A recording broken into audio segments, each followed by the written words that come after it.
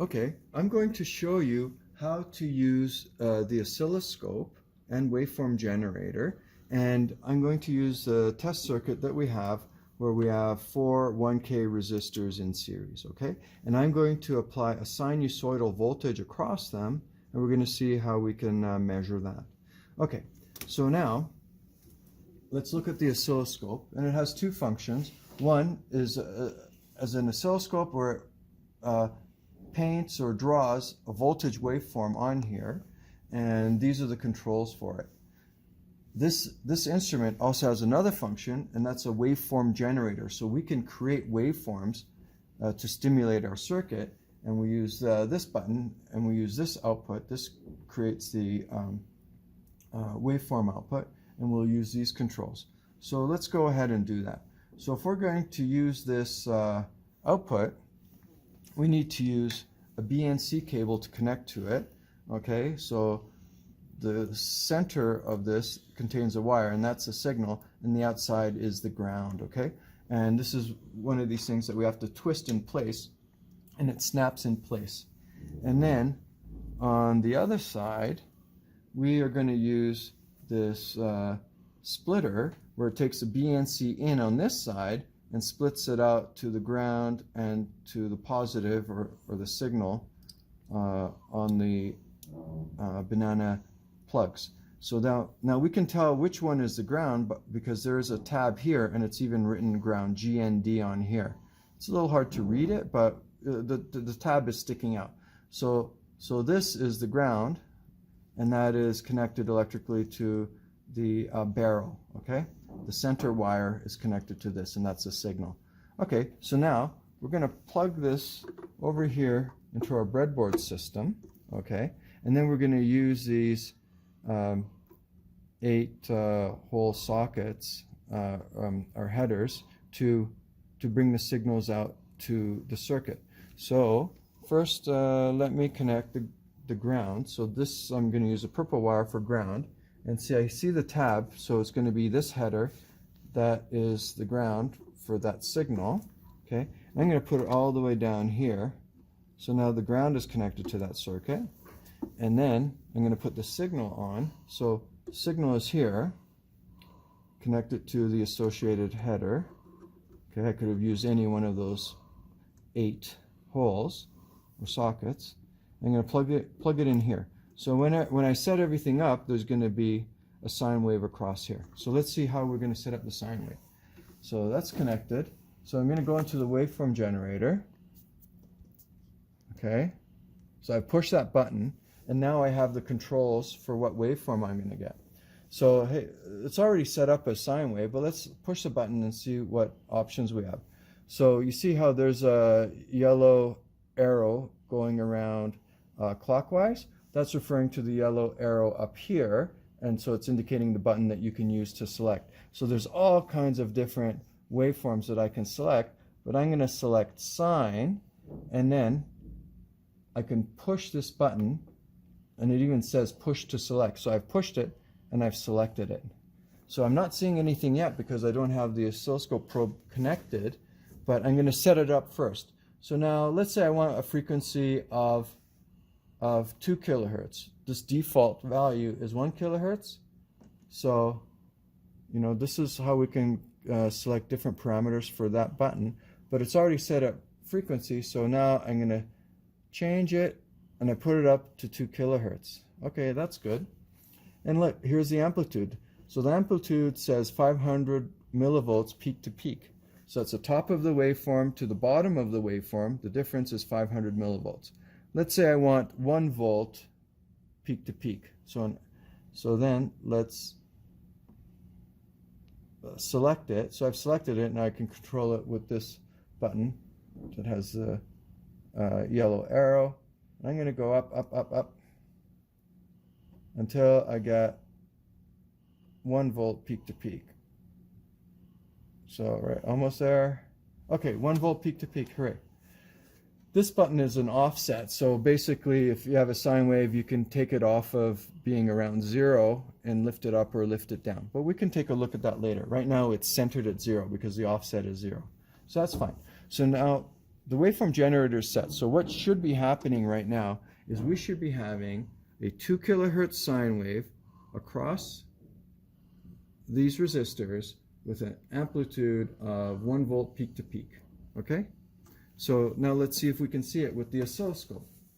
So then we're going to use the oscilloscope setting, and we have to use a probe, right? So the oscilloscope is basically a voltmeter, except it measures voltage as a function of time and draws the voltage here. So the horizontal scale is the voltage. So now the probe comes like this. So this black part, this is the ground clip, okay? It's an alligator clip, and it's the equivalent of the black lead on your voltmeter. Now this probe tip, this is the equivalent of the red lead on your voltmeter, okay? So there's a hook here, so you can hook onto a wire or on the leg of a resistor or something like that, okay? You can even take this part out and you can see kind of almost like a needle here. So that's the same as the hook part that was on this. But there's one thing that we don't want you to do if you have a probe tip like this, and that is never ever plug it into the breadboard like that, as if it's a wire, because this is quite sensitive and it's valuable and you'll damage the oscilloscope probe. So let's put that back on, okay? And one thing here that you have to keep in mind, this negative, it's kind of like the circuit negative. Okay, so you have to always connect negative to negative, okay, directly. If you don't, you can short something out. And that's something that you're going to learn a little bit in the lab and with a little bit more experience. So what I'm going to do, I'm going to put the negative or the ground clip on the negative of the signal that's going in, and I'm going to put this probe tip to the positive. I can twist it around, see, to make it easier. And I'm going to hook it around this resistor here. Okay, there. So now I've got the oscilloscope probe set properly. And now I'm going to set the settings on the oscilloscope to actually see the signal. So now this button here, this controls the amplitude of what I'm looking at. Right now I'm looking at 5 volts, and this slash means per division on channel 1. So 1, 5 volts slash, and a division is one of these squares on the vertical scale. So there's 5 volts from here to here, 5 volts from here to here. So there's 1, 2, 3, 4, 5, 6, 7, 8. So that represents a span of 40 volts all the way across the screen. So this voltage is much smaller than that. So I'm going to reduce the scale, and I'm already seeing the sine wave. That's lovely. Okay, it's pretty noisy. So what I'm going to do is a little trick, and I push this button here to select channel 1, and it gives me some controls for channel 1. And what I'm going to do is I'm going to hit BW limit, or bandwidth limit, and that's this button here, and that should clean it up a little bit so I see a more stable waveform. So it's cleaned it up. So now to learn more about what the oscilloscope is doing, well, you know what? First of all, let's look at the voltage. We can even measure the voltage right now. Okay, we're set at 500 millivolts per division, and we're 2 divisions. See, 1, 2. So it's 2 divisions. So 2 times 500 millivolts. That's 1 volt. So this amplitude is 1 volt, peak to peak. So that's what we set this waveform to. So that's good. But now how does this capture the signal? Well, it's got to do with this thing called a trigger. And this is the trigger level. You see this horizontal line going across as I'm changing this, and there's a T here, so T for trigger. So what happens if I take it off of the waveform? It gets scrambled, okay? That waveform is scrambled. And this is sort of like, you know, if you see a helicopter on TV, let's say, right? And if the frame rate of the helicopter blades is not synchronized with the frame rate of the camera, you'll see them turning around or blurry or whatever. But if the frame rate of the camera was exactly synchronized with the rotation of the helicopter blades, you would see the helicopter blades standing still, okay? They're still turning, but they have the illusion of standing still. So this condition here, it's as if the helicopter blades are just spinning and spinning. There's no synchronization with this oscilloscope and the signal. So then how the trigger level works is like this. Let's actually push the trigger button, and we're going to see the controls for the trigger. So this here says trigger type, and it's edge. So it's edge triggered. So it's whenever the oscilloscope sees an edge, it knows to do something. Its source is channel 1, and we're using channel 1. You see, this is channel 1 here. So channel 1 is active. That's the only one we're looking at. So that's good. It's on channel 1. If it was on channel 2, and channel 2 is not connected to anything, we could never synchronize on it, okay? And then the last one here, it's slope. So what this symbol is saying is a rising edge, okay, rising slope. So that's an arrow pointing upwards on that line. That's what that's supposed to represent. So whenever the oscilloscope sees a rising edge on channel 1, it's going to trigger and then synchronize the waveform. So now, but it only works if the voltage waveform crosses the trigger level. So that's what it's looking for right here. It's looking for a rising edge on that waveform that crosses the voltage trigger level here, crosses that line. Now, it has to synchronize it on the time scale as well, so on the horizontal scale. So I'm going to move this knob, and it's going to shift the waveform over to the left. And you can see what's shifting is this triangle, and it's moving over. So now I'm going to put that triangle over this line here. And then, you see, now what's happening here, whenever the waveform crosses the voltage trigger level at that line, at that vertical line, then it's saying synchronize it. So then it starts drawing it like so. And it has memory, so it backfills this information, okay?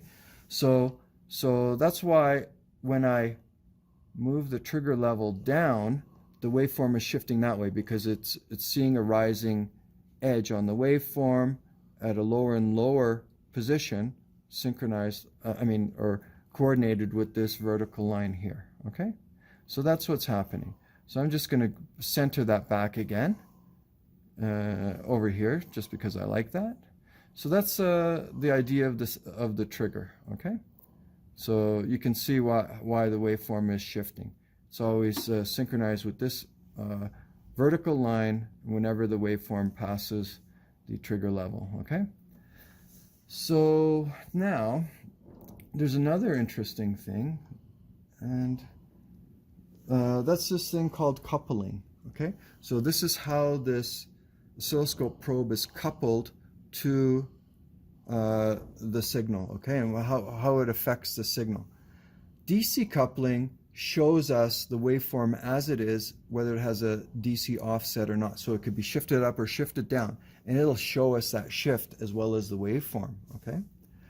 If we go into what's called AC coupling, it removes any DC value and just shows us the modified waveform. So let's go into DC coupling and go back into the waveform generator and make an adjustment. So let's go into the waveform generator, and remember we had 0 offset, so it's centered at 0 volts. Okay, so now let's see what happens if we change that number. Okay, so I'm just going to wait for that to disappear, and I can change this. So now I'm going up, up, up, up. This is small values, right? But we can see that this waveform is lifting up and up and up and up. Okay, oh, I've gone off the trigger level, so I'll just resynchronize it, see? And so let's say I'm going to go to half a volt, or 500 millivolts, okay? Up, up, up, up. So my shift is 500 millivolts, okay? So now this sine wave is completely raised up. So this is the ground level, this is the ground symbol, so that's 0 volts, okay? And it's still on 500 millivolts per division, so 500 and 1 volt. So this is 1 volt up here, okay? 0 volts here. And so now let's see what effect there is on the coupling. So let's go back to channel 1, and it's DC coupled. So it's showing us the waveform as it is with the offset on there. If I go to DC coupling, or I beg your pardon, to AC coupling, it shifts the waveform down. So it removes the offset that I was seeing, okay? So that's the effect of the AC coupling. So with AC coupling, I could have changed that offset to whatever I wanted, up and down, and AC coupling removes it. So in some cases, AC coupling is useful to use for looking at signals, and in some cases, DC coupling is useful to use for signals.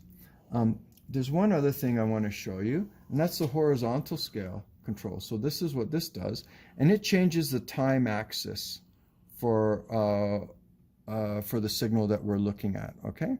So now, you know how we had 500 millivolts per division, so those are the vertical divisions? Well, this one here, 100 microseconds per division. So each vertical division here is 100 microseconds. So you can get a sense of time, okay, about what's happening here. Right now it's 2 milliseconds per division, okay? And of course the waveform looks scrunched up. There's something else that's useful to do. Like this is like normally running here. We can do a single, and we can just capture the waveform as it is, right? So it just freezes it. It holds the last waveform that got triggered. I'll put it back here. And let's see, I'm just going to show you, let's see, what else can I show you? There's measurement cursors here, okay? So what you can do is you can poke around and see how you can make some measurements. So you can go through and find out. So I'm going to leave that for an exercise for you. Poke through all of the settings and controls of this device and get to learn how to do it. And now you can screw things up here, okay? And if you do, let's say you don't know what's going on, you can hit default setup. This is a very handy button to push. So there could be some hidden settings that you've manipulated or someone else has manipulated. If you go default setup, then it restores the oscilloscope in a clean manner, and then you can adjust things the way that you want to adjust it, okay? And I'm just setting it back up again like how it was. Happy. Okay. One last thing that I'll show you, and this is pretty handy. Look, I'm going to go default setup again, and there's this button here called auto scale.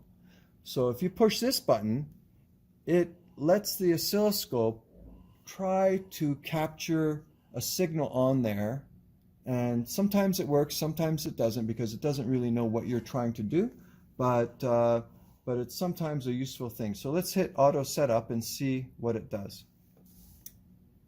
Oh, okay, so that's what it's done. It's kind of captured a signal. There's all this junk going on here, and then maybe then you can start doing some manipulations like here. Maybe I'm going to want to do the bandwidth limit to clean up the signal. So now, hey, now I can start doing some measurements and whatnot for my signal.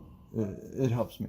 But as a good scientist, maybe you want to be able to set up the oscilloscope in the right settings up front, because you know the phenomenon that you're going to be measuring. Okay, so now we've done that. So now let's go back to the circuit. So we're measuring across here, right? So now what would happen if I change the probe and I put it here? So that's a voltage divider, isn't it, right? So we had, what, 1 volt peak to peak here with an offset. So this is going to be 1/4 that, right? So it should be, what, 250 millivolts? So let's see if we see that on the oscilloscope here.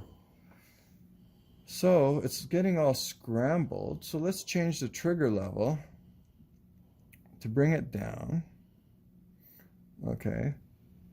Even though I've got my bandwidth limit, I've got a fair bit of noise on here. Let's see if I go single. It'll be a little cleaner, okay? So it's not going to be bouncing around so much. And Now I'm just gonna, as a good scientist here, I'm gonna do single again and have a nice clean signal.